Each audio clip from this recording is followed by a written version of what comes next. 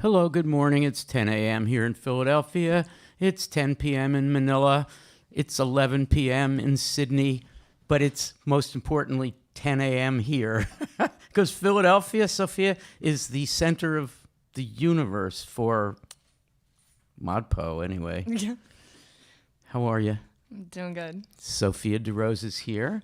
And we have Dave Poplar coming in from 8 a.m. 7 a.m. Oh, let's keep forgetting you're 3 hours. Good morning to you. And Lainey Brown is joining us from home here in the vicinity of Philadelphia. Hello. And yes, good morning. I'm sure we have some others who are slugabeds who are going to join us a little later, but I'm happy to have this group. Plus, we have some fabulous people in the audience. For one thing, can we get a camera on that? How's the camera work doing back there, team? Sophia Hall is hiding behind the technology. Maybe Sophia Hall would move up and be part of the participatory. Or are you working today? I'm working. Oh, okay, but it's a double thing. Okay, anyway, Sophia Hall is here, and the camera work. Sophia, wave so they can see you, because the view is way back there. It is. Yes. And Cole is here. And Cole is dreaming of a trip to Chicago, I'm guessing. Yes. Do you have a portable mic? I do. There you go. And tell me about Chicago. What's the thing you're looking forward to on this brief trip to Chicago? Well, my parents are away with their friends in Europe, so it's going to be me hanging out with my Grammy and going to, Rosh Hashanah celebration with her and her friends. How is Grammy? She's wonderful. Does She's she doing know great. you're studying poetry? She does. And what does she think of that? She loves it. She's very excited about it. cool. She's a big Emily Dickinson fan. Oh, cool. Okay, that's great. Hello, Grammy. Happy New Year, Grammy. And have fun in Chicago. This is actually a very nice time of the year for Chicago. One of the only nice times of the year in Chicago, because weather-wise, that is to say. Tina is here. Hello. Just wave, Tina. Yes. And Alex is here. There's Alex waving. And it's here. Hi. And yeah. So we've got a lot to talk about, and because it's week 5. But a few announcements first. I want to announce first and foremost that our dear friend, a longtime CTA, a poet, and a high school administrator, formerly high school teacher, Jose Edmundo Ocampo Reyes, whom you may know as Jose Reyes in the forums, or as we know, Jody, who is originally from the Philippines and has been in the U.S. since 2002, I believe, and did some finance stuff, and then turned out to be interested in teaching and has been one of the most dedicated teachers and original ModPo, not quite original, 2012. Yep. Jody saw a terrible but positively inciting op-ed piece by David Brooks just as MOOCs were starting, when ModPo was founding. And Brooks was, how do I do Henny Penny? Henny Penny? Another reference you don't know. Henny Penny's like, the sky is falling. That's David Brooks at his best. Oh my God, MOOCs, it's going to be terrible for education. Oh my God. And Jody, an educator, saw that and said, no, I think I should try this, and joined ModPo and has been with us ever since. And Jody, Jose Edmundo Ocampo Reyes, just received the Robert H. Winter Memorial Award for 2024 for his poems. And if you just search Poetry Society of America and Reyes, Jose Reyes, you will get to read the poem that is part of that. Congratulations to Jody. We love you, and we love the teaching you've been doing up there in Massachusetts. Yay, Jody. Okay, I'm going to hold up some show and tell. Ian Morrison, who was here a couple of weeks ago, left us a bunch of fabulous copies of his book, I'm a Pretty Circler, and we're going to give away a lot of these because Ian wanted us to, because Ian believes in the distribution and the circulation and the dispersion of poetry, especially eccentric poetry, which is to say experimental poetry. So anybody who's in this room and maybe callers will get a chance to have a copy of this book. Now I'm going to do a little more show and tell. It's going to be quick. So Magda, are you ready with the camera on this? Okay. All right. Maggie Ball, who's been with us since the beginning, has this book out. It's called Unreliable Narratives. I may have showed it last year. Our dear friend Sophia Nas. I have Date Palms. Sophia. Hi, Sophia. Good morning, way out there. One of the original ModPo people, the director of our creative writing program, and a wonderful poet and teacher, Julia Block. This is an older book, but a big fan favorite of ModPo, Letters to Kelly Clarkson. And it is actually letters, verse letters to Kelly Clarkson. And Tina's not registering fandom of Kelly Clarkson. Do we have any? No? It's old school? No? Yeah. Yeah, you know who she is. That's the first level. Jeremy Dixon, who I was emailing with, who's in Wales, who's a wonderful poet and modpoer in retail. I love this book. It's about Jeremy's experience working in retail. Wow. Gabby Ojeda Segay, who's going to be joining us for a guest appearance. It's a great book. This is a really good book called Madness, in which Gabby creates a semi-fictional character who is a poet who's kind of moving through the different styles, and it really matches a lot of the ModPo styles. One year he's a New York school poet, one year he's, etc. I'm still holding up things. This is the annual ModPo Poetry Anthology, and this is the work of Anthony Watkins, I believe, Kate Colby. The arrangements, definitely buy that book, dear Kate. Karen Elenier, who's a Steinian, a longtime ModPo person who's really, really helped form our Stein syllabus. And she's got this book called From the Belly, Poets Respond to Gertrude Stein's Tender Buttons. You got to get that. And finally, I'm just hawking the wares here. The Difference is Spreading. That's our book. It's the ModPo book. It consists of 50 essays by 50 poets about 50 poems. And the 50-50 nifty are 50... 50 nifty. The 50 poems are mostly ModPo poems. So you can go in here. You can... I don't know. You can just look up all kinds of things. Yep. Anyway, cool. All right. The India study group has just formed by Vijaya and Rahana Ismail. Rahana is in India, and Vijaya is a loyal Indian culture person who is in Indiana. And they have just started it, and you need to go to study groups and meetups, the forum there, and find if you are from India, if you are part of the India diaspora, if you are in India, if you care about India, if you care about Indian culture and the way it interfaces with U.S. poetry, join them. And I think that's all I'm going to say. Oh, yeah, this week, the Global Study Group is doing Mending Wall, Robert Frost's Mending Wall, and that is a lively conversation. Oh, wow, you should join it. Okay, all right, here's what's going to happen now. Dave, Lainey, Sophia.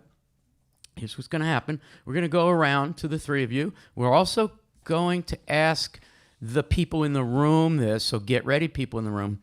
For the ModPo team, your job is to name a ModPo Plus poem that you think is particularly noteworthy or favorite at the moment. And Sophia's rushing to the ModPo Plus syllabus. No, I have you've one. got one? Okay.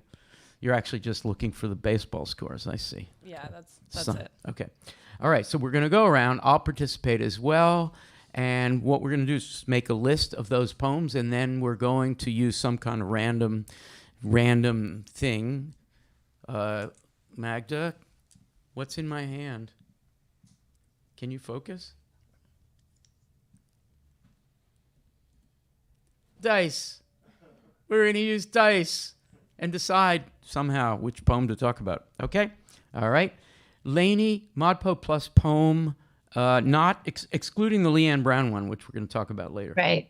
I'm going to go with CD Wright's Count Your Fingers from One Big Self. Wow, C.D. Wright.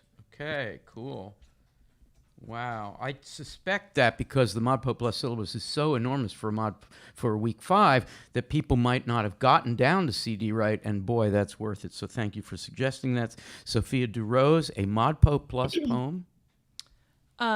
Okay, so we actually talked about this poem in my office hours an hour ago. Ballad of the Orange and Grape, Muriel Rukeyser. Yeah. Oh, cool. Is there an audio for that? I think there might be. I'm trying to find it. Okay, I thought there was. Dave Poplar. kind of easy for me. Richard Wilbur's Cottage Street, 1953. I have always loved that poem. You know, I remember when it was back in the main syllabus too, but yeah, it got demoted somehow. But you know what? I've always loved your suggestion of this poem, and we never get to talk about it. And I'm almost regretting the dice because that means randomly we'll get choose. I almost want to just use the host's prerogative and just talk about that poem, which is Richard Wilbur talking about Sylvia Plath. Such an interesting poem, Cottage Street. Okay, cool. And now we're going to turn to our friends and starting with Cole, who has the portable mic. And all you have to do is name a poem. It can be ModPo Plus, but I imagine since we have been talking about the main syllabus, well, whatever, whichever poem. Cole. In terms of the ModPo Plus ones, I'm just looking through the syllabus now, and the ones that I've skimmed in the times that we've done homework. The Alone and in the Circumstance, Emily Dickinson. But no, this is week 5. We're looking for week 5. Yeah. Oh, okay. I thought you were talking about any of them. No, and I apologize. Want to Okay. give the mic to Tina, and unless you have one. Yeah, Yet Do I Marvel for this week. Yet Do I Marvel. Good. That's a good one. County Cullen. It's a sonnet. Oh my gosh, that is a powerful poem. Tina, you got one? I only have the one that we talked about a lot during class, Reader We Were Meant to Meet. Yes, Erica Hunt. Yeah, my favorite We so Were far. Meant. Yeah, that is a favorite. For one thing, because it is meta-poetic, and it sort of tells you what meta-poetry can be because of its establishing a relationship between writer and reader. Thank you for the suggestion. Alex, can we get the mic back to Alex? Maybe If We Must Die. Yes, Claude McKay, If We Must Die. Okay. Can we get the mic back to you? So what am I supposed to say? Sorry. Which one? No, she's asking for clarification. Oh, yeah. Yeah. Any poem this week that interests you, that you think we should talk about? Yeah.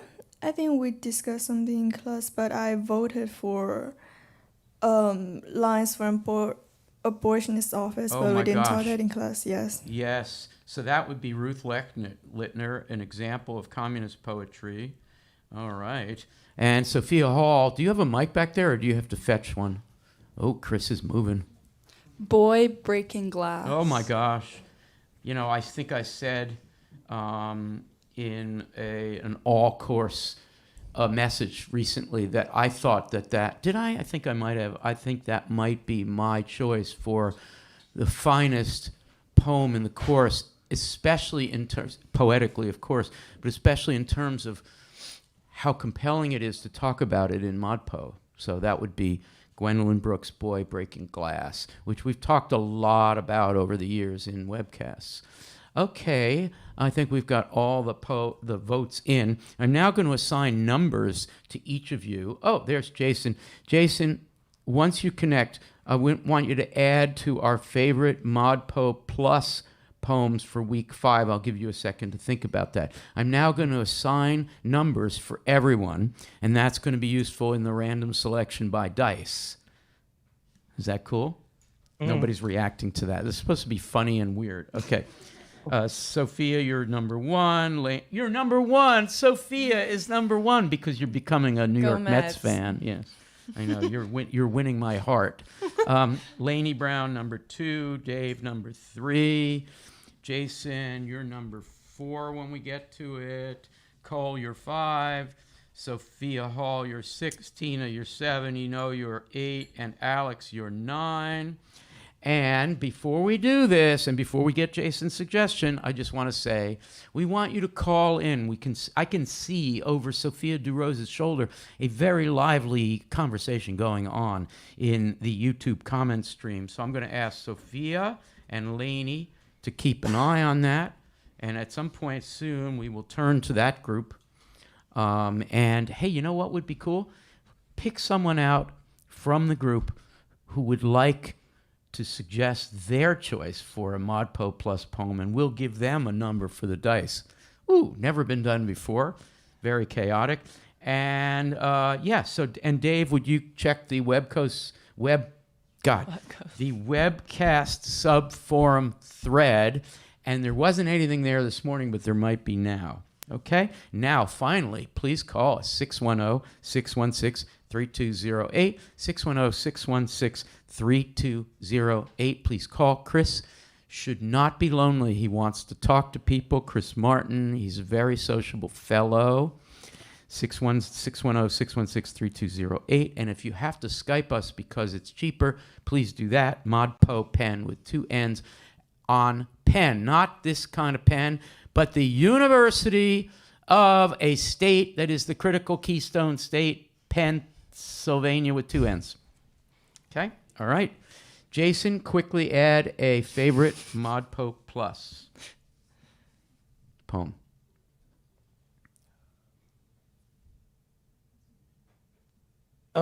Let's see. I'll put in something that's not necessarily my favorite, but I would say any of the Sylvia Plath poems from the confessional thing, because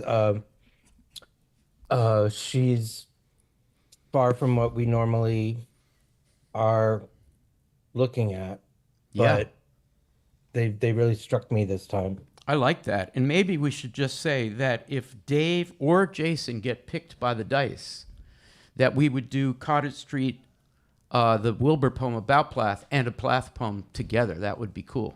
That would be very cool. Okay. So who would like to do it? Have they chimed in? Well, Miranda Jubb is really into the dice game, so Okay. I think Miranda should pick. Okay, so Miranda. You should vote Miranda. Okay, so Miranda, there's going to be a little delay because there's like Chris, a 6-second delay or something like that.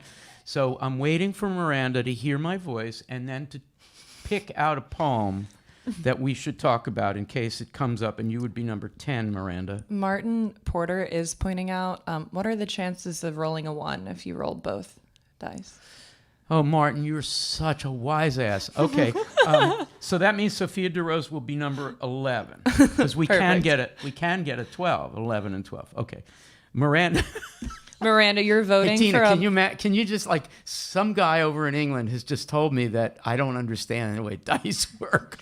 Well, there was no chance I could win, so thank you, Martin. Boo. Okay, did Miranda Jubb pick one? She said 1 sec. 1 sec? Come on, Miranda, you're supposed to have this. You're supposed to be on this. We're waiting. Dun, dun, dun, dun, dun, dun, dun. Come on, Miranda Jubb. You just recast it. I refreshed it, yeah. Refresh, that's another word. Come on, Miranda Jubb. I'll tell you what, if Miranda gets picked, we'll find out what it is. Okay, who wants to roll the dice? I'm going to do it because I never get to do it. Okay, here goes. It's a 6, and that would be... It's a 7, but it's okay. Oh, it's a 7. It's a 7, and that's Tina, and that's We Were Meant to Meet. We were meant to meet. All right, I'm going to go to the audio. We're going to play the audio. Excuse me. Okay, that's going to take me a second. I'm sorry. We're going to the audio. Meantime, 610-616-3208. Please call. Call, yes, call. Okay, Hunt, and I have to be able to type. We were meant to meet. I'm getting some weird... God.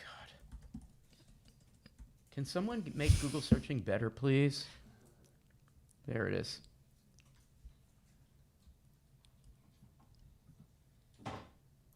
I'm still working on it, guys. It makes me want to log in. Oh, I don't understand that at all. Okay, so that's weird. Why should it log in? Now I'm going somewhere else. Do you have the text of it? Sophia? I'll find it. Okay, sorry. Did Miranda Jubb pipe up by this point? She said, phew, I couldn't pick one. So What? Is this your spot, Miranda? It would have been Truth by Gwendolyn Brooks. Would have been? Well, it is. Okay. Hang on there, folks. Technical difficulties. All right, I got the text, and here it is. I'm just going to read it. All right, here it is. All right. And then, since we have the dice, I'm going to roll the dice again, and the person who comes up has to open with a thought. Okay? And maybe it's the person on the phone. Here we go. Erica Hunt, one of our favorite poems. Reader, we were meant to meet. Reader, we were meant to meet and not disappear in the dredging, the edited ledgers omit antiphonal groans. Reader, you were meant to be legible, even in the failure to communicate. Your will to resist snatching defeat from the jaws of easy victory, the truth slips in as a figure of speech.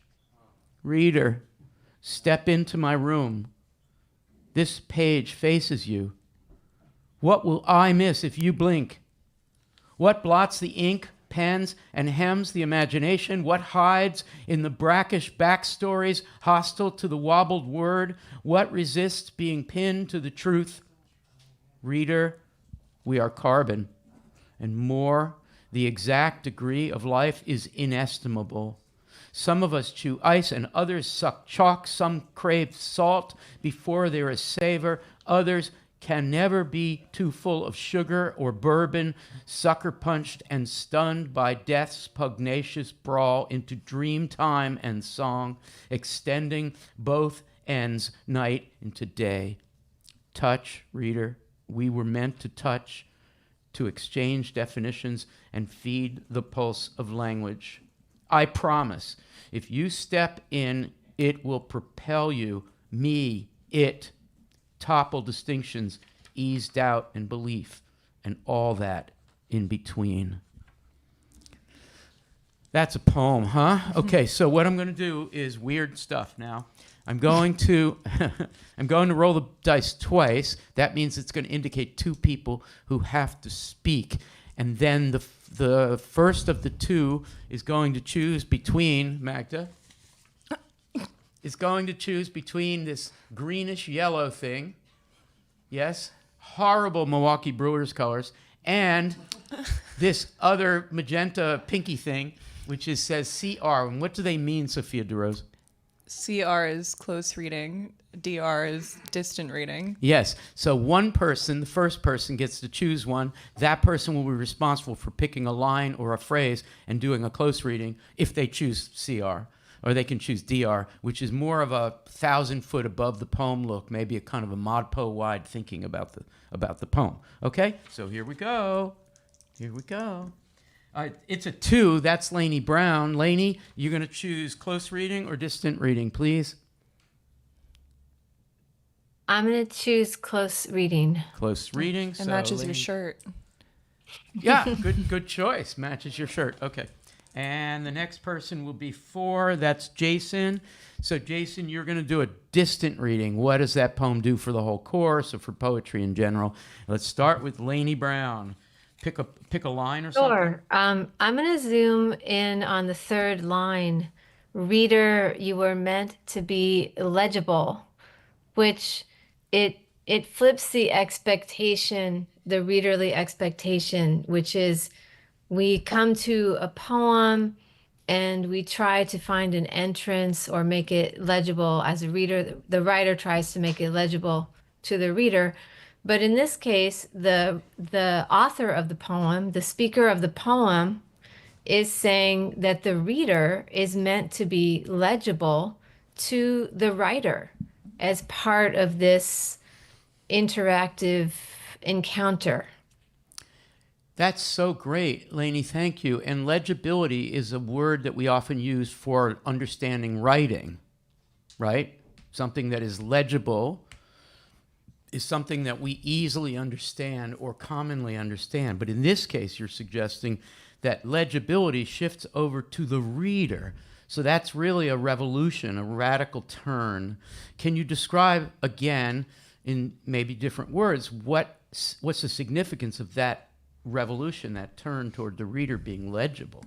Well, the author is interested in understanding every reader who steps into the poem as part of the poem, instead of a different idea of a poem, which is the writer creates it and the reader has to figure it out, which is more one-sided, as opposed to this poem where the speaker wants a conversation that's interactive with the reader. The speaker wants to hear the sound of the reader entering the poem and speaking.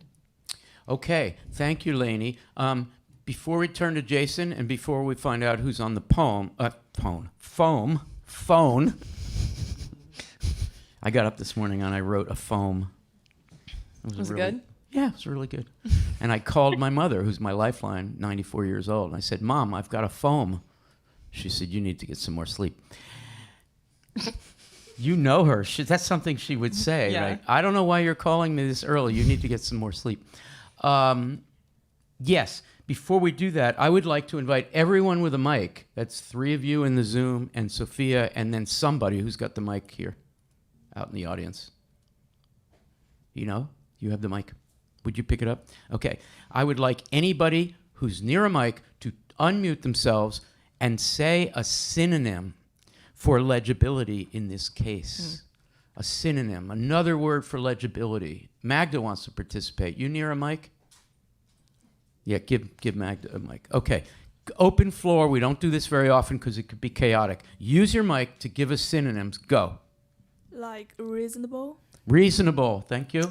Visible. Visible.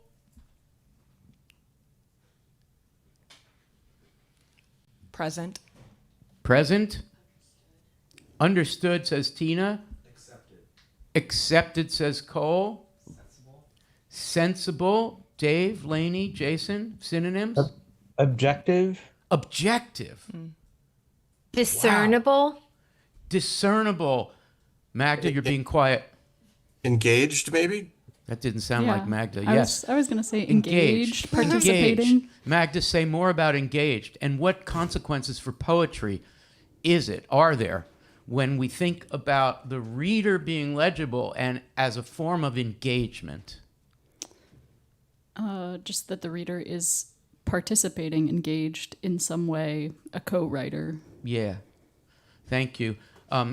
Before I turn to Jason, who's going to do a distant reading of that poem, I just want to observe, and this is not a rant, even though it's an election season, I think that what we're talking about is crucial to a democratic act of communicating, an act of communicating that is not as, I'm a poet, you're not, I have something to say, you're going to read or listen, but rather someone who says, I'm nobody if you don't participate in the making of the meaning and become legible. That's democratic poetry at its essence. Okay, Chris, who do we have on the phone? From down in Florida, we have Anthony Watkins. Oh, Anthony. Good morning, Anthony. Good morning, Al. How are you, so pal? Happy my chemo didn't start till the afternoon. Yeah. So, how early did you get up this morning? Oh, well, I had chemo yesterday, so my sleep was horrible all night. My stomach was crazy. But the bad news was I missed Sophia's office hours. The great news is I was able to make you guys. So. Oh, that's great. It's great to hear your voice. And you know, we've been interacting, and it sounds like you are being stalwart and tough and going through the process, the chemo process. And we're just blessed to hear your voice. Well, it's a thrill to talk to you guys and to talk to everybody on the live chat. There's so many wonderful people there. Good. I would instruct the live chat people to say hello to Anthony and to wish him well. Thanks for calling, Anthony, and hang in there, okay? We love you. I love you all back. Take care. Take care. That's Anthony Watkins calling from Florida, and he is as active in ModPo as ever while he's dealing with his treatments. Okay, Jason, a distant reading of this poem, please. Well, I mean, this is an incredible poem, and the thing when just hearing it read that really held me, and to me it's a kind of way to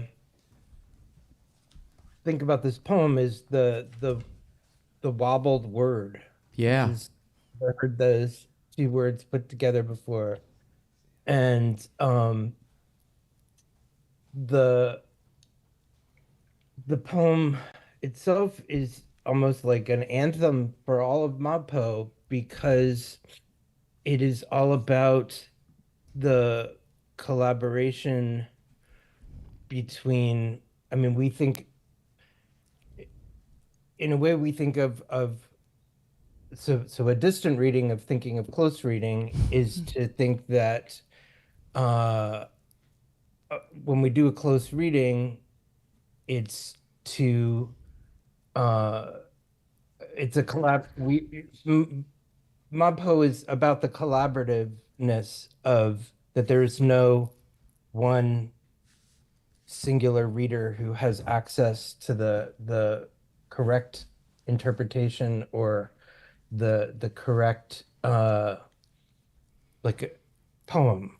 That it's always an act of becoming where every reader adds to the kind of electron cloud of possibility of the poem. And here it's really reminding us that it's the poem calling out to a reader. But of course, like if I'm reading the poem myself, sitting here, page to face, I'm going to think about the poem address. All the poems that we read create. It's like that the act of reading that we think of as happening normally in a quiet space where someone is sitting with a book. Yes, exactly. We explode that, and in a way, this poem reminds us by addressing the reader that each reader, it's talking about like what blots the ink pens and hems the imagination, what hides in the brackish backstories hostile the wobble word. So it's what if I miss if you blink, and that you is necessarily not a singular you, even though the reader might initially perceive it that way, because of course every reader is unique, and every reader that you is kind of explodes out to all possible readers. Yeah, that is just great. That is just great. I mean, I'm very tempted when we edit this webcast to make a video clip of that response to the poem, particularly in the context of legibility turning into a kind of responsibility. You didn't quite go there, but I would say responsibility and maybe even citizenship. Legibility is a kind of participatory interpretive citizenship. Fantastic. Thank you. Okay, so before we roll the dice again and get another poem to talk about, I would like for Sophia and Lainey to tell us what's happening in the YouTube comment stream a little bit, and then we'll ask Dave to see what's in the subforum. So, Sophia, what is the highlight? Is it chatty there? Are people happy? Yeah, it's pretty chatty. We have a lot of folks saying hi to Anthony. T said... Good morning, T. Or good evening, I'd say. T said, the wobbled word, the language itself, all of it percolating in the world that is Modpo. We were all meant to meet. That just says T. Oh, T, make a postcard from that, please. T sent us a big stack of postcards once with all of our sayings, and I still have some of them. Okay, Lainey, what are you seeing? I see Suzanne writes, I find it interesting that Hunt actually cares about the reader. Yes, exactly, Suzanne. And by the way, Suzanne, I hope you're drying out down there. I hope things are getting a little better. Dave Poplar, anything in the webcast forum thread? Yeah, there's a bunch of comments. I'll just pick a few. So Paulina Malinka says, this is just to say, I would only like to recall something that's been very important to me over the last few weeks regarding the material and close reading videos. And that is, for such charged content, I'm very much pleased to see queer and racialized voices in some of the discussions. And being part of those communities myself, I am certain that this adds importance to the lectures and to the perspectives, and that it's impossible to have an enriching discussion without those voices. It's also made me feel really safe in this space. And the comment is not necessarily poetry related, but it's just an impactful thing that I wanted to comment on. I'm glad you did, Dave. And would you do two things? One is to maybe send me the link to that. That'll remind by email. That'll remind me to respond to. It's Paulina, right? Yeah, Paulina Malika.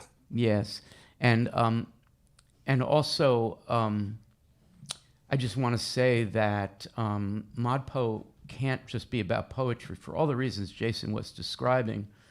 There has to be an ethics that results from the decision to, yes, convene around the poem, but actually convene for convening's sake.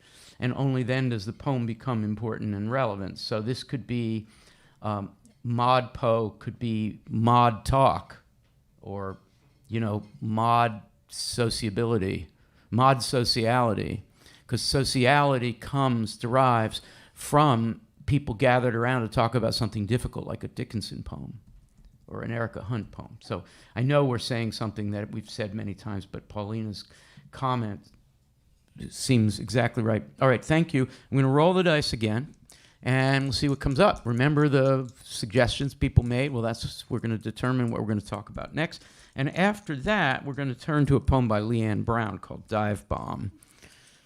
Okay, rolling the dice, and it came up 7, which is Tina again. So I guess is that the highest probability? Tina reminds us that coming over from an undergraduate curriculum where these kinds of things are important, right? Probabilities and stuff. Yeah. If you use the probability to invest wisely, will you donate some of that money back to ModPo? All of it?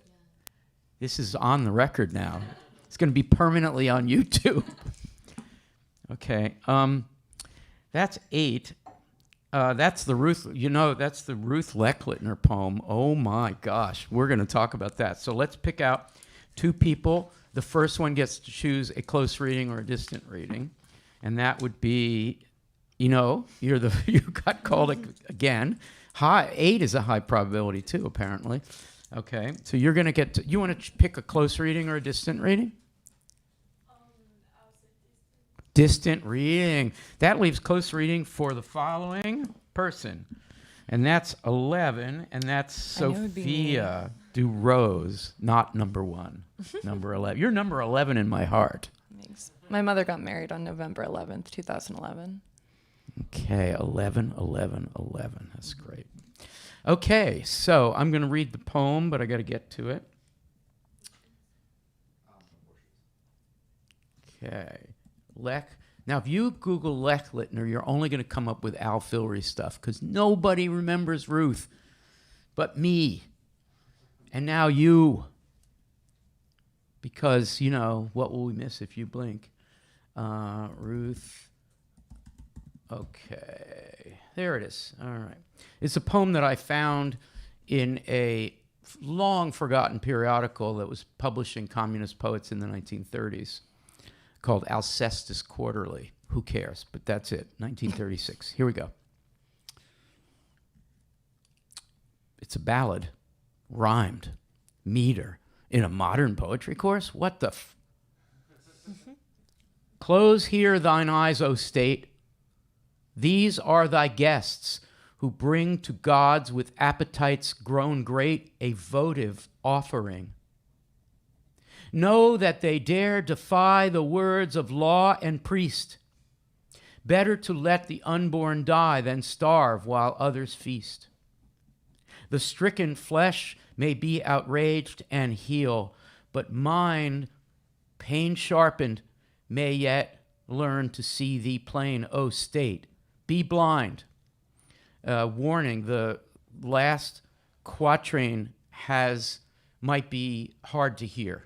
It might be hard to listen to. We're not going to not read it, but I just want to warn people. Accept love's fruit. Be sleek, fat-lipped, fat and lip-sealed. Forget that life-avenging pain will speak. Thrust deep the long curette. Okay, you have the distant reading. Do you want to say something about the large significance of this poem? We need a microphone. Yeah. Yes, but it's not. You have to turn it on. Wait. Yep, you're good. Yes. So why distant reading first? Anyway, well, it's like written 90 years ago, right? Like Yeah. from now. And I think it still has maybe some significance even like in the contemporary times. Like we're still like discussing over like abortion and this kind of stuff. And I think there is something like more than about this poem, like even though it's like all very like ordered, it's meters, it's rhyming, like I feel like it can be a little bit of like the meta quality that I don't know, that is still like calling to us. Like for example, like in the last line, is this like a close reading? But I don't know. Like when she says thrust deep the lung curate, like when she's using this kind of like straight addressing to you, it's kind of like pushing some stress, pushing some like force onto the readers. Yes, and it has kind of this feeling. It's just like Dickinson when she says a loaded gun, that kind of stuff. Yeah. That's great. Snaps for me, for sure. That's really amazing.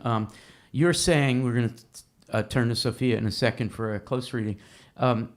You're saying that it's metapoetic for two reasons, I think. One is by calling attention to itself as a formal and maybe even old-fashioned poem in these new-fashioned times. The depression, the homelessness, the problem of women in the 1930s and the 2020s of not being able to get the kind of care they need in order to choose to bring a child into the world at a point when it was impossible to feed that child for many people. That the formality of it is calling attention to itself as maybe a churchly ballad, right? Or as maybe a kind of old-fashioned statement. It's hiding almost like in a Trojan horse way. It's hiding into that traditional churchly ballad by getting into the church and saying, go ahead, priests and law, government, make my day. Like, make me have a back alley abortion, okay? Thrust deep the long curette. And it's calling attention to itself. And the other way in which it's metapoetic, you're suggesting, is embodied in that last line, where the poem is actually doing something that's part of the violence by commanding us readers or the law or priests and the doctors to go ahead and thrust deep, which is a violation amidst this traditional verse. Wow. Sophia, close reading? I'm thinking about the title, lines for an abortionist's office, lines being like the cue of an actual office, but also the lines of the poem here, like lines for Another the meta. office. Yeah, Another which meta. yeah. And I've every time I encounter this poem, I think, why did it need to be a ballad? And I appreciate what was just said about the formal decision. And I think the rhyming is really important because it's procedural in the same way that it's circling around this like difficult procedure of the content of the poem. But the formal capacity to have this procedural element with the rhymes makes you think, are we moving forward or are we mimicking like previous decision-making schemes which caused these problems to begin with and caused this outrage and caused this panic? Yeah, so I was thinking about the rhymes in the poem. Terrific. Thank you. Lainey, I'm just going to say something and ask you to respond in any way you like to what I say or what's been said just now. And then we're going to turn to the Leanne Brown poem. And I would urge people to call us at 610-616-3208. And as an inducement, the next caller is going to receive a copy, not only of Ian Morrison's book, but also The Difference is Spreading. 2 books are coming to you if you make the call. Sophia Hall's like, I'm calling now. I want the... Okay, Lainey, when I first started teaching this poem in 1985, I had been doing some research on communist poets, and I found this poem, and I thought, boy, we should... And it was a course that was English 88, which is the forerunner of ModPo. So that's how many years ago? Almost 40. abortion was available and legal in every state of the Union of the United States. And so reading this poem felt to my students as historical, just as historical and old as the ballad. And they could not identify with the rage, even though they were very cool. I mean, the students were great. There's nothing wrong with the students. They were terrific. But they thought of this as almost archaeological in a poetic sense and also in a political sense. It was old.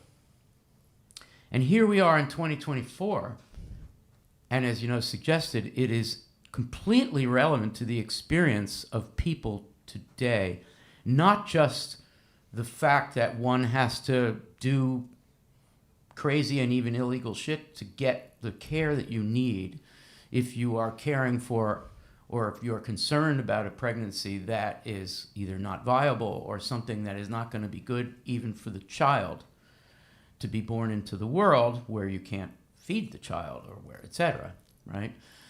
This parenthetical, better to let the unborn die than starve while others feast, which seemed so irrelevant in 1985, seems very relevant to particularly poor women today. So the poem has come back in a way that's both a great achievement for the poem and a poor achievement for literary history, which should remain history in some cases. That was a rantish statement. Lainey, do you want to respond in any way? So just to clarify, there was not a question that you're asking. Yes, I'm just wondering what you'd like to I mean, say. I'm actually feeling really emotional looking at this poem again today, looking at it in recent years where there was a question about women's reproductive rights and where we are today. I honestly just I feel ripped up about it.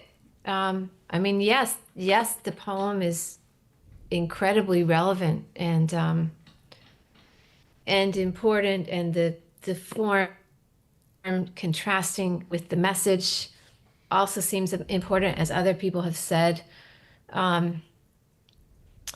Yeah, I mean, I don't know what else to say except for it's incredibly painful. When you talked about letting the unborn die right now, I also thought about the unborn lives of women not allowed to be themselves when their rights regarding their own bodies are being legislated and removed, and separation of church and state doesn't seem to be a thing that a lot of people want to acknowledge in this country. Yeah. Thank you, Lainey. Appreciate that. We're going to turn to someone on the phone and then to Leanne Brown's poem, but just as a concluding thought on this poem, I'm proud of ModPo for being the only place where you can find this poem. The only place. I'm proud of the fact that Ruth Lechlittner is a name of a poet that is uttered by the lips of ModPo people everywhere for 13 years and for 40 years in my course. And I'm not proud of the fact that literary history has erased so many of the so-called communist poets of that period who were writing poems that were perpendicular or orthogonal to the way poetry was moving, and who disregarded the fact that she, like Claude McKay in his sonnet, were using a traditional form in order to make a point that depends on a modernist understanding of form. So here's to Ruth Lechlittner, who was a reviewer and a poet who lived in Putnam County, upstate New York, with her husband Paul, and raised chickens, and barely made a living, and wrote poems that very few people read but should have read. So thank you. Here's to Ruth. So we're going to find out who's on the poem. Chrissy, phone. Okay. We're not. Okay. All right. Okay, so now I'm going to play a recording of Leanne Brown reading the poem Dive Bomb. And I'm going to set it up a little bit, and I'm going to give time for Jason and Lainey and Dave to use the chat function in Zoom, in your little Zoom, to put out a link to the text of that poem. I think Lainey probably has access to a link and can do that. And Sophia DeRose has a copy, and you guys in the room don't have a copy, so you're just going to have to listen to it. Okay? Here's the context for its use in ModPo. We put it in, weirdly, in week 5, ModPo Plus, for the following reason. Because we have a Robert Frost poem, Mending Wall.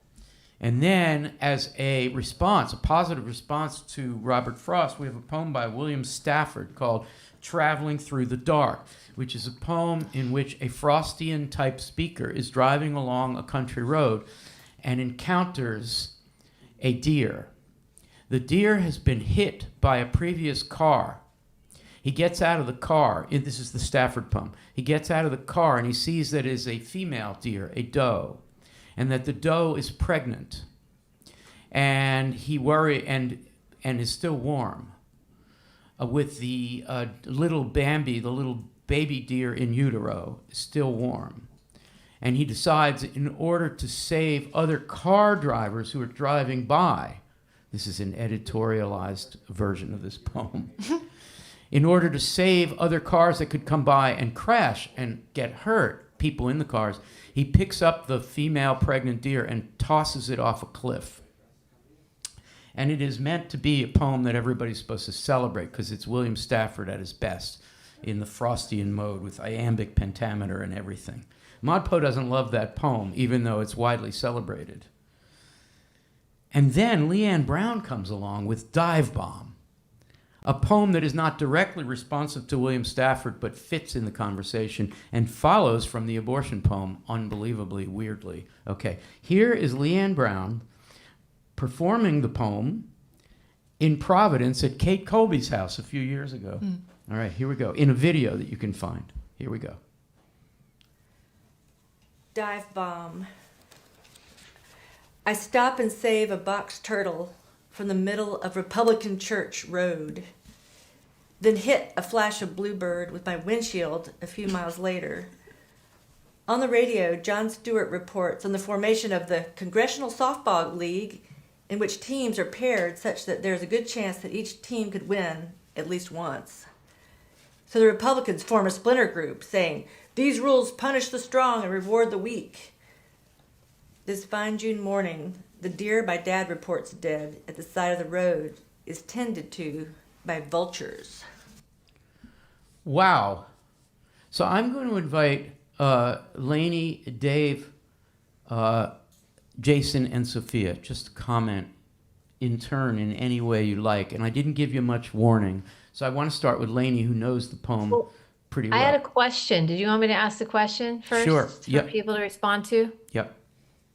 So the question, and for everybody on YouTube as well, and all the platforms, is that to think about what ways that we see writers this week and Leanne Brown and Dive Bomb making work as acts of resistance that may require deliberate breaks from form, content, style. Can you, Lainey, that's a great question. Can you repeat the last part about resistance so everybody's ready for it? Yes. In what ways do we see writers making work as acts of resistance that may require deliberate breaks from form, content, style, etc.? Thank you so much for the question. And I just want to add to that list of aspects of poetry the way in which Leanne Brown moves seemingly from topic to topic, which is to say non-sequential, not at all like Frost or William Stafford. Okay, Sophia DeRose, are you ready to make any comment at all on this poem? Sure. In thinking about breaks in form, style, content, I think there's an interesting break in the supposed logic of this poem, where initially the speaker is stopping to save a turtle, I assume from being hit by their car. Yeah, on a Republican road. And then the violence of the bird getting hit by the windshield. But then it makes an interesting break in this logic where the deer that is dead at the end of the poem is being tended to by vultures, and tended being like actually kind of a tender gesture. but it's being picked apart. So the logic of the poem seems a little broken there. And it makes me think about, well, whose care am I prioritizing right now? Because the vultures are probably really excited about this discovery and they need to eat too. But also saving lives by getting the deer out of the road in their own way. But I've like prioritized the deer because I saw the deer first in the poem. But the thing we see first isn't necessarily the thing that needs care first all the time. Yeah. So that's what I'm thinking about. Thank you. Before we turn to Dave Poplar, let's get somebody on the phone. Chris, who is it? We have Laura Lippman calling in. Laura. Hi, Laura. Can you hear me? Yes, I can. Can y'all hear me? I can hear you perfectly. We're good. We're in the middle of talking about this poem by Leanne Brown called Dive Bomb, which puts you at a disadvantage because you don't have the text. But do you mind staying on the phone until we finish this segment and then you can add your thought, comment, or question? I don't mind at all, but just to be clear, I'm calling as a surrogate for Appy, who can't access a phone. So I've taken her questions and I told her I would ask them. Oh, great. Okay. Appy, whom we just saw in Montreal, is probably back in Prague or on her way. Okay, yeah, Laura, hang on. After this discussion, we'll turn to Appy's question. She's in New York now. So. Okay. Appy gets around. Okay, Dave Poplar, your thoughts about Dive Bomb?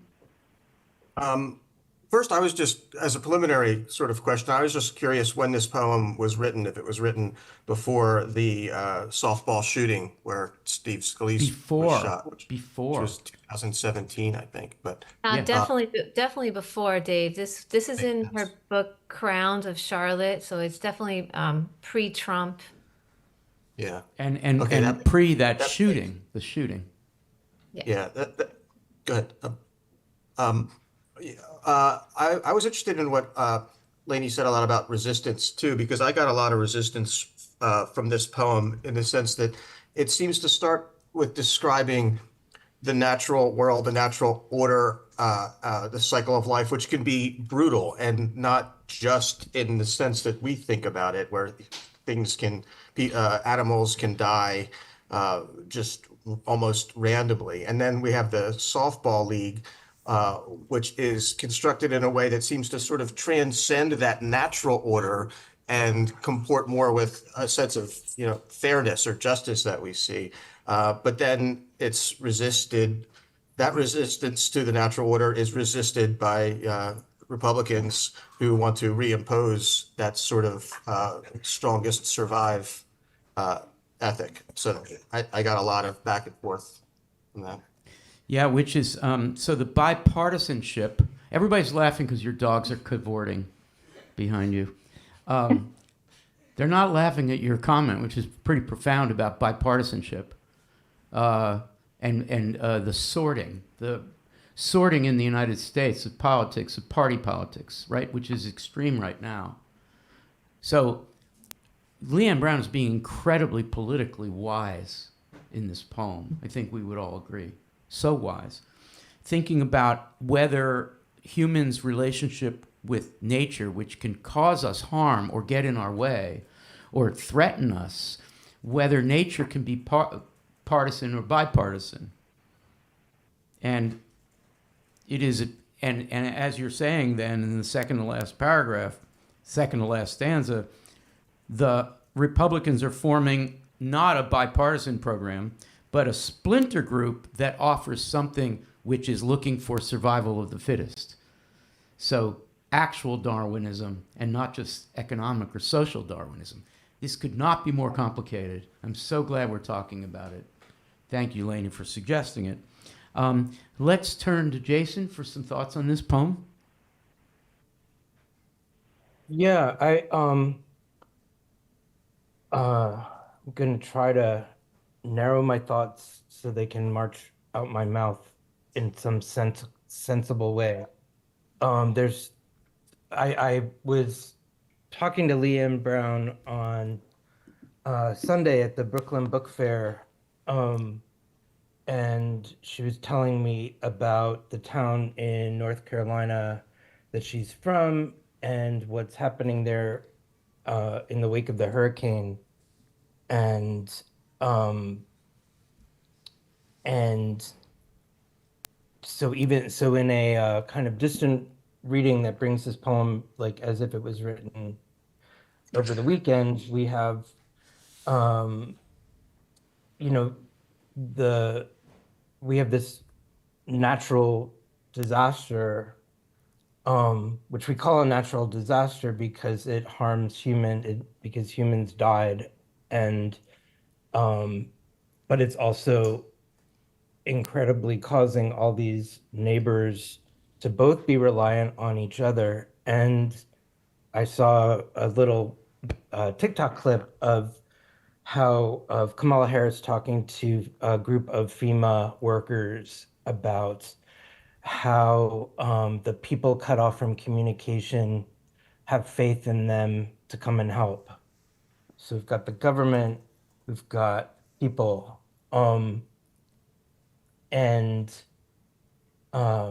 so this is a place that Leanne Brown, grew up in. She grew up in a place that could have a road named Republican Church Road. And I just, I guess, I mean, one thing here in that idea of Darwin, I mean, Darwin's ideas were so uh, devastating because to people and hard to receive because it basically said that there's nothing special about humans.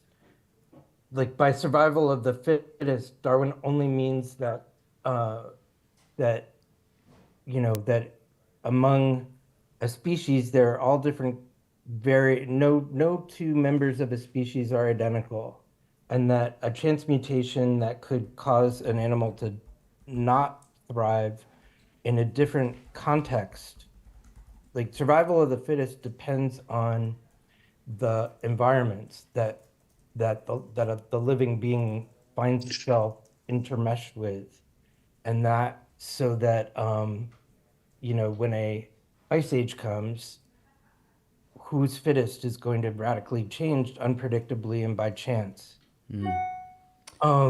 And so what is so fascinating to me, like thinking about it that way, is if we look like just the this fine June morning, the deer my dad reports dead at the side of the road is tended to by vultures. And just the way in which, in this kind of universe, in Darwin's, stark presentation of a universe that is not teleological, in which there's not progress, but chance change due to internal mutations within an animal and to chance variations in environment, we have language that emerges as a kind of mutant event in the humans. And like we can't, so what's being described in that last couplet is simply the way it's just the workings of life, but the words, but to put it in language cannot help but impose a kind of ethical spin onto it. Like there are no ethics outside of maybe one could believe there is if one believes in a kind of supervising God. But Darwin throws that supervision out the window, but language still is the thing that so precariously allows us to it's like it's the connotative web of like vulture that makes that last word so powerful. Yeah. Vulture is both a scavenger, like it's an essential scavenger that eats carcasses, but it means so many other things, and it's like it just strikes me so hard in this poem about how we live in an of a human mutantly emergent web of language. Language is about connection between people. Because language can't, language is about putting getting what's in my head into yours. Yeah. And Jason, it's thank just you. it's beautiful to me. Yeah. Beautiful that yes, life is, there's no ethical valence. It's not meant to be that a bluebird hit the windshield. Yeah. But we can't help. We can't help having feelings about it and about each other. Jason, thank you. And what you've said puts me in mind again of the Stafford poem and what Erica Hunt is teaching us this week. I just want to make a final comment on that. Then we're going to go back to Laura on the phone, and then we're going to do some final thoughts for everyone, from everyone.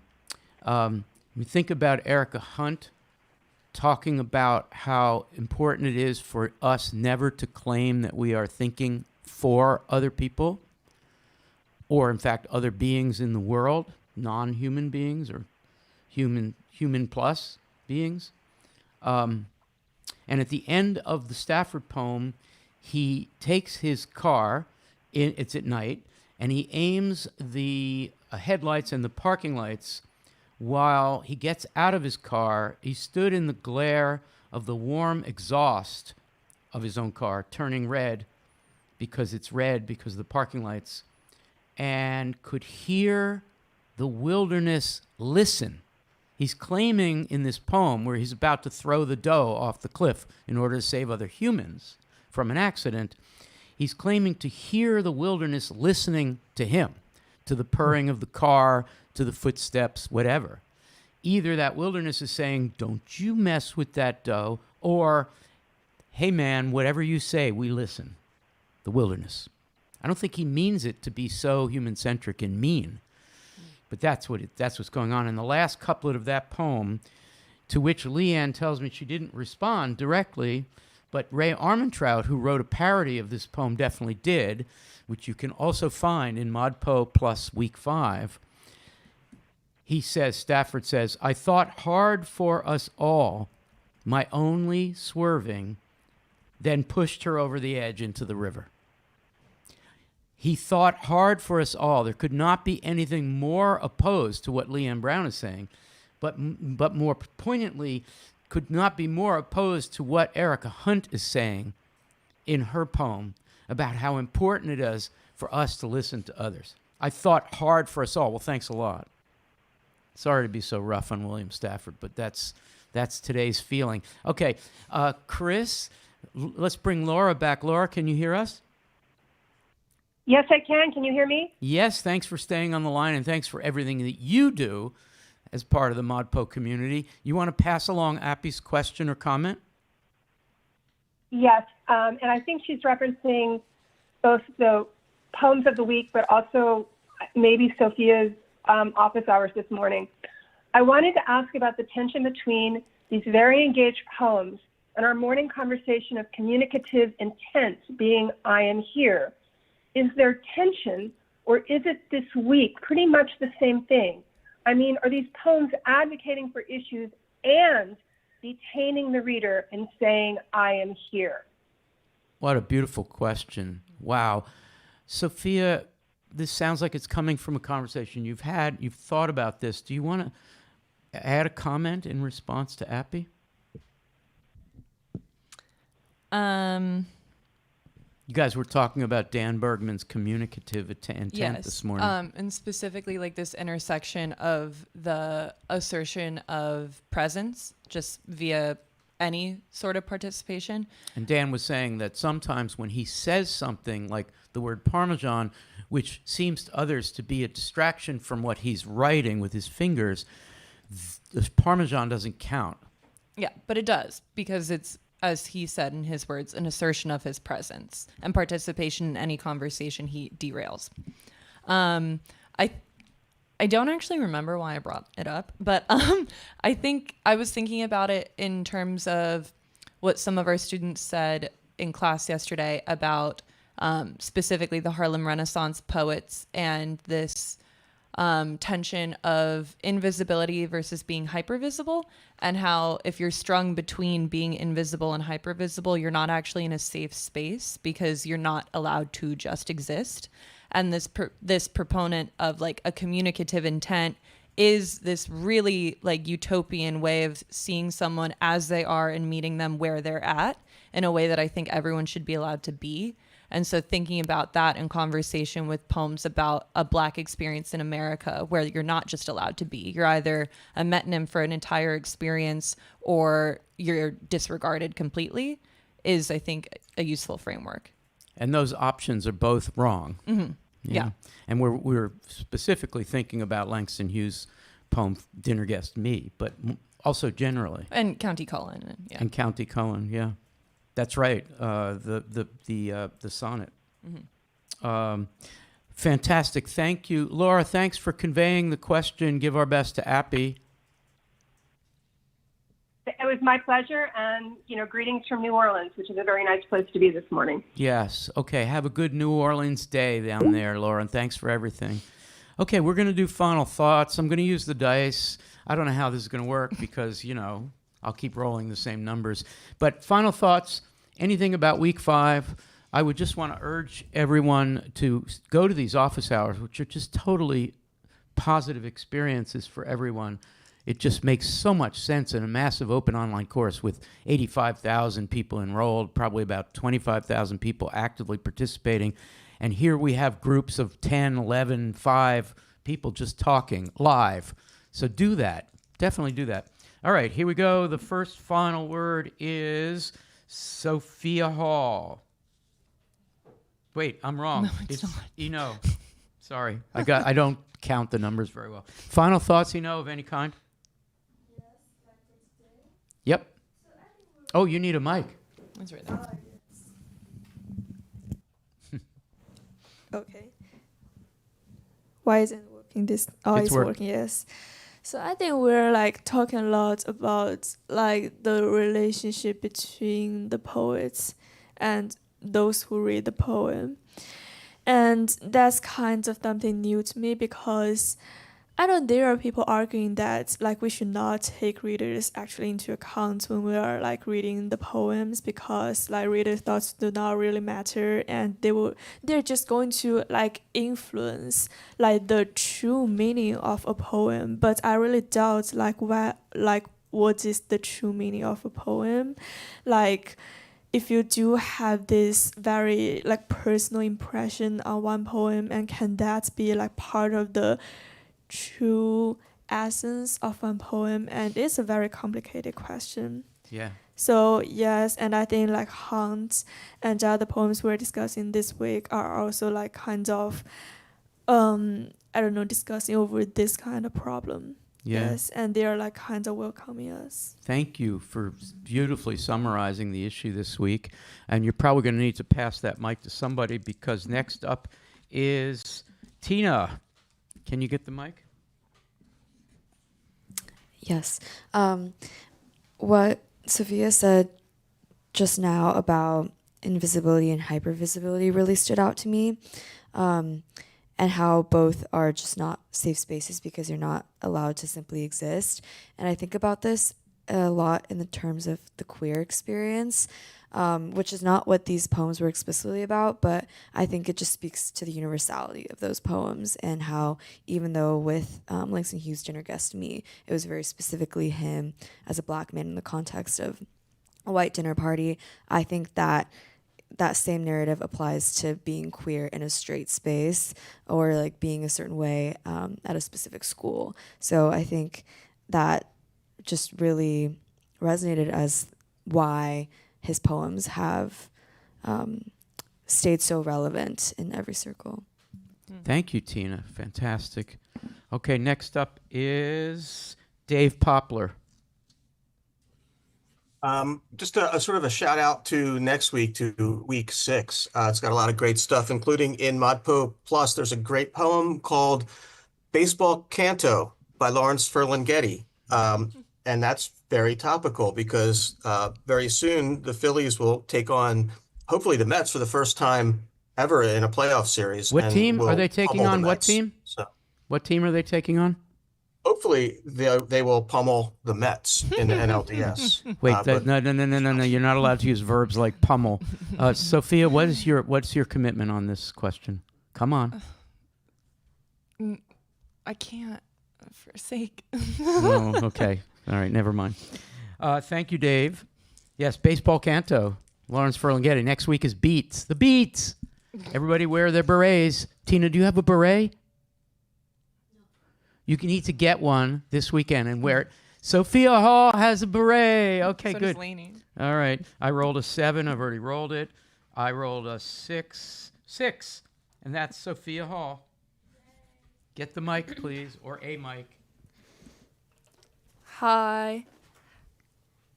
Final words. This week was a lot about form and constraint and how a structured form can, especially rhymes, or the lack of delivery of a rhyme, can set up or subvert our expectations. And I think that as we have entered modernism and now we are becoming postmodern, we have to become more hyper-aware when the poets are choosing to use the form, a structured form with meter and rhyme, and when they're deliberately breaking it, like Boy Breaking Glass. Beautiful. What a great example you ended that comment with, because that's a poem that formally resembles like surrealism or something more than the more traditional forms that we're getting in County Cullen and Claude McKay and Ruth Lechleitner. And in terms of rhyme, I mean, everybody should go back to County Cullen's incident in which the rhyming of bigger with the N-word traps you into anticipating the N-word, and even though you won't say it, let us hope, it is in your head and is very hard to deal with the bigger leading to the N-word, which traps you, which pulls you in simply through poetic strategies, right? That's what you're saying. The power of poetry that, for instance, a newspaper article doesn't have. If there's an accidental rhyme in a newspaper article, you don't think that it's significant. But the rhyme in a formal poem like Incident is going to lead you to committing the violence of the N-word. That is real strategy. That's a real conscious act. And long live conscious acts of language. Down with being unaware of the language that you use. Up with deciding, I am using these words, I'm using this rhyme because I'm calling attention to a word that I have chosen. Yay. Thank you, Sophia Hall. And the dice gets rolled, and it's number 2, which is Lainey Brown. Oh, I want to give a shout out to everyone who were at my office hours this week and who suggested that we talk about Dive Bomb. It was a great conversation. I hope you'll come. It's Mondays at 5 o'clock Eastern Time on Zoom. And I also want to wish everyone who is celebrating a very happy new year starting tonight, which is why I'm home. I got to go buy some honey and apples, have something sweet, and hopefully just some sweetness all around. Thank you, Lainey. And the same to you. This morning, I got up and I went to my front stoop to find the New York Times, and next to it was a little sweet cake that somebody anonymously had made for me and left on my stoop, which is a little scary in a city like, should I just eat something that's just been left? Yeah, of course I did. I had it for breakfast. A sweet New Year to those who are celebrating it. And now the dice is being rolled again, and it is 11, which is Sophia DuRose. I want to say thanks to Leanne Brown, who was in our YouTube chat while we were discussing Dive Bomb, and thanks for the poem. Wait, Leanne Brown joined you? Yeah, she's in the YouTube. Hi, Leanne Brown. She said present. Oh, that's a pretty good impersonation of her. I just wanted to thank her for the poem. I enjoyed reading through it today. Does Modpo love Leanne Brown? Yeah, it does. Totally. and utterly. I would recommend everybody go to modpo.org, click Explore, and search Leanne Brown, both as a participant, which you can do, and separately as an author, so-called author, right? And then look at all the videos, many of them in Scotland. Yeah. Also, thanks to everyone who joined me this morning for my office hours. They happen on Wednesdays at 8 a.m. Always happy to see returning and new faces there. Yeah, Shana Tova, everyone. Very good. Thank you. Same to you. Wow, I'm doing really well. Number 4. This is weird. Number 4 gets rolled, and that's Jason. Final thought? I'm still thinking. I'm thinking about the Leanne Brown poem too, and just the word. I just looked up the I was just curious. I looked up the word Republican as the definition of the word Republican, which I guess one time used to just simply mean government by a president or one of us versus government by a king or queen, someone who is different from us by being, say, like designated by God, which is hilarious because nothing could be more opposite at the moment in terms of who the quote unquote Republican Party supports. Sorry for that little political deviation, but also like when we were talking about the poem that addresses the reader as saying that it's not complete without the reader, and the word. So we've had lots of conversations about the word "this" as a word that's interesting, but I'm really thinking now about the word "you," and the way what the word "you" is in a poem, and that made me think of like the way that, say, with our phones, like targeted ads are about like creating the most limited you that is specifically like you, not anyone else. Yeah. But the poem's you is like, and I'm thinking about the close reading, distant reading, just those words. Like, so I just wrote a note that like the poem's you is not a limited close up on you, but it is an unlimited wide angle you. You is all of us and not ever just me. I love that. I just want to riff on that a little bit, Jason. Thank you. Probably the key indexical or hyperindexical words in this course are here, this, and you. Whenever you encounter them, do stuff with that. And I just want to shout out a book by Chantal Neveu, which was translated by Aaron Moret, and we made a video about a segment of this poem in Montreal recently. Chantal Neveu, so it's Neveu. The book is called You. And Jason, I got to get you a copy of this book, okay? Let me make a present of it, so remind me, because you will love this. You will love this because you means everything. It's powerful book.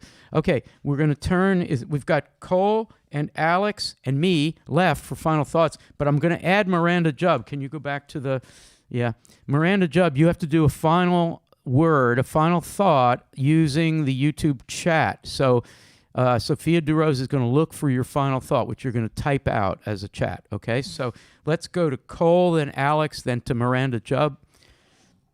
Cole, final thought. How you doing? Chicago looms. Hello. Grammy looms.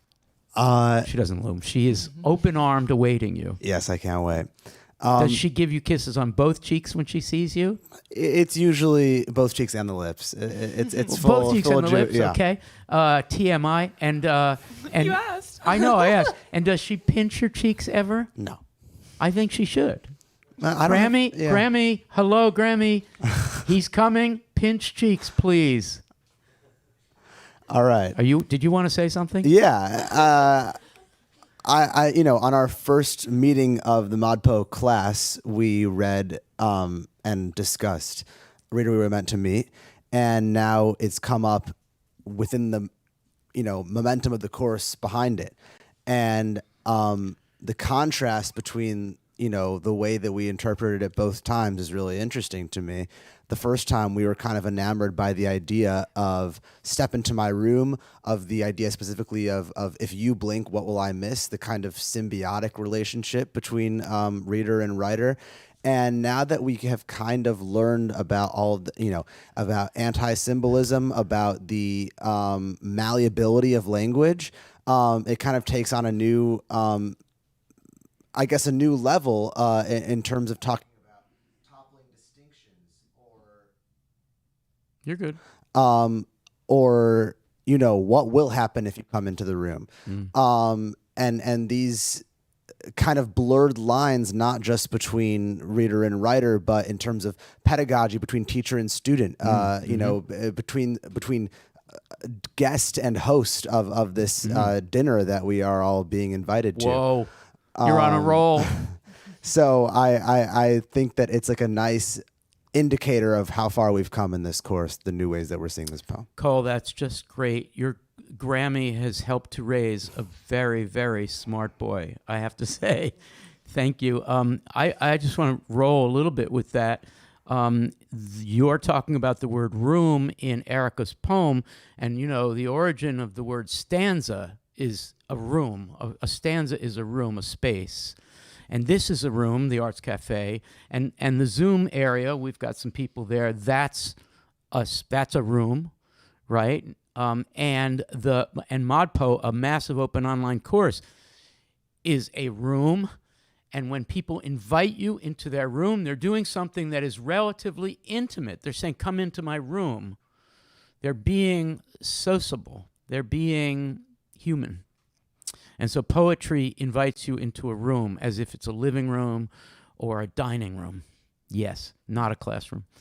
Okay, final. And Alex had to leave, so I'm the last one. Oh, did we get something from Miranda Jubb?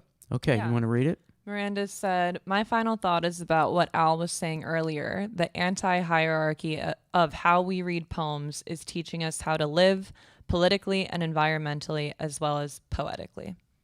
Thank you, Miranda Jubb. Always wonderful to have you part of this community. Thank you to everyone who's been participating. This is an incredibly interactive webcast today. I just want to close with a statement from Rahana Ismail. Rahana, I mentioned earlier, who is organizing with Vijaya an India study group, which is not exclusive. It's meant to focus people who care about India or who are in India or formerly in India to be part of a conversation, but everybody's invited. And here's what Rahana told me this morning in an email. ModPo is someone's retirement plan, someone's psychology session, someone's college classroom, someone's poetry prompt, someone's post-yoga routine. ModPo, for me, is a promise of, when I have enough time to invest, a clasp of hands waiting to hold me in their warmth, delving deeper into poetic discussions and beyond. The universe is kinder than I envisioned, perhaps. Thank you. And thank you. Yes, snaps. Everybody snapping, let the record show. Rahana, thank you. Lots of love to you. Thank you for being such a global citizen of this crazy community of ours. Jason, thank you. Dave, Lainey, as always, Happy New Year to you and everyone. Sophia DeRose, you're amazing. All the people here, including the remarkable Magda, who came back from Montreal and hasn't missed a step and even participated today in poetic discussions. And Chris Martin and everybody who called. We love you all. Please come back. It's the Beat Week next week. See you then. Be well. We did this in 89 minutes. It's usually 90. I'm very proud of that efficiency, non-efficiency, whatever. And if I talk for another minute, it'll be 90, but I won't. Goodbye.